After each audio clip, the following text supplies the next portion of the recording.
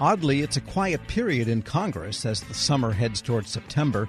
No budget yet for the federal government, stalled negotiations on the National Defense Authorization Act. What is going on? Here's Bloomberg Government Deputy News Director Loren Duggan. It seems like world events and the government, the political season, are rushing headlong into we don't know what. Congress, nothing going on now, though, huh?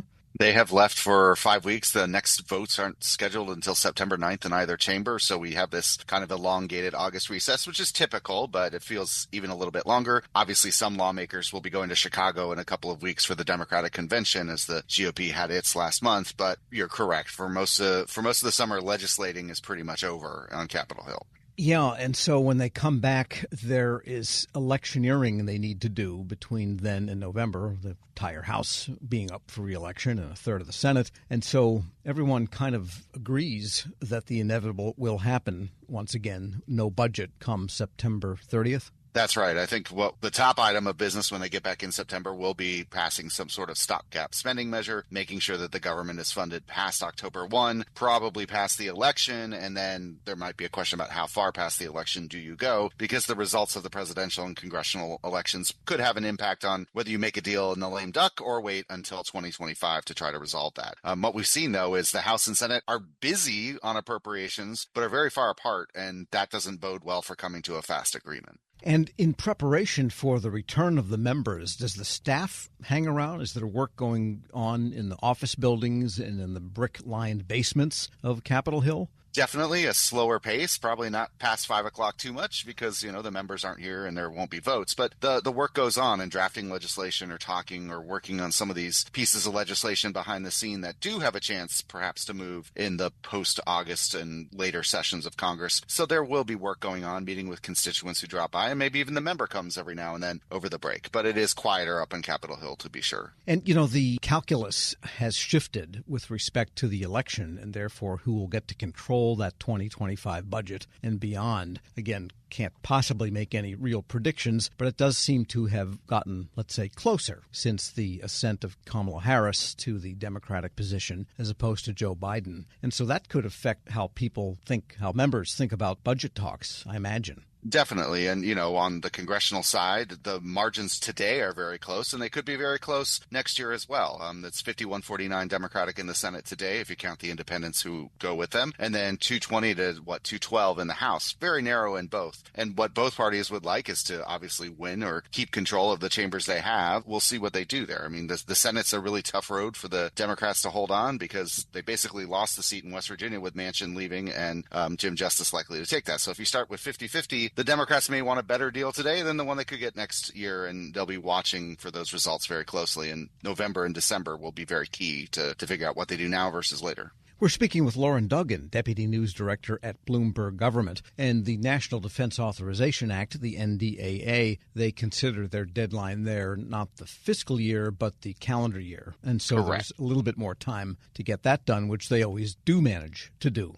Yeah, I always say nobody wants to be the one who breaks the 60-plus year streak of doing that legislation. So what we've seen there is the House pass a bill that came out of committee very bipartisan, but on the floor with things that were adopted became very partisan. The Armed Services Committee on the Senate side has reported out a bill where the chairman's a little lukewarm about his own legislation because of the spending increases it has, but there's been no move to take that up on the floor. There's been some 800 amendments submitted, a lot of talk about what to do, but they haven't brought it up on the Senate floor. Not clear if they'll do that in September, but that's the next chance, and maybe they'll just wait for off-the-floor negotiations to really bring that over the line. But that's one of those pieces of legislation likely to move, and also a good vehicle for other things that people might want to get done. And President Biden's proposals on the Supreme Court, no chance of that becoming any sort of legislation language in the foreseeable future, it sounds like. No, and with Republicans in control of the House and Speaker Johnson very not receptive to that proposal, it's unlikely to move anywhere. I don't even know if the Democrats will try to turn that into legislation in the Senate, but they don't have a lot of time to do much of what they have to do, and that would be in some ways beyond the scope of what they're probably going to try to get done in September, I'd say at least. And there were some other issues before they left. I mean, there was the whole artificial intelligence and the social media questions with respect to regulation and access to bad material being sent to children and so on. What about all that?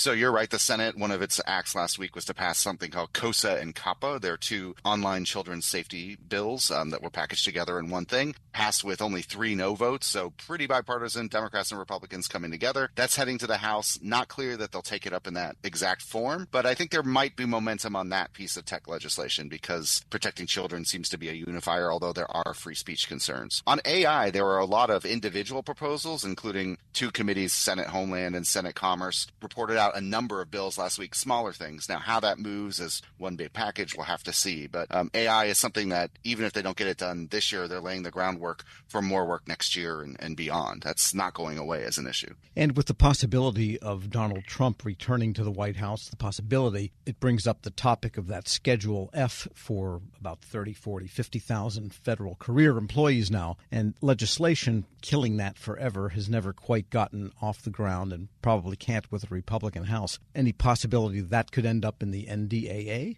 I think that's difficult just for the dynamic you said. Republicans control one half of the negotiations there with control of the House. Speaker Johnson, I don't think, would allow that to move forward because I think there is agreement on Republicans to change the civil service, and that's just the way they've looked at it. So that's definitely something that's in the back of people's mind. It was part of the Project 2025 about how do you change government, and the Trump administration already had Schedule F, as you noted, at the end of their first term. If they had a second term, I think they'd follow through on that. And that 5-week break, that sounds like a lot to most working people with lack of historical perspective that legislatures weren't supposed to be these round-the-clock, round-the-calendar types of operations at the founding of the country. But is there anything on the horizon that could call for emergency return between now and September? I don't see anything today, but a hurricane or a major event could change that. They will be dealing probably with disaster aid in the fall because of what's happened so far this year. They usually keep this one as tight as they can because of trips and family vacations and congressional delegations abroad and elsewhere. So I think we probably won't see them until September 9th, like they've said, but there's always the opportunity to come back if they need to.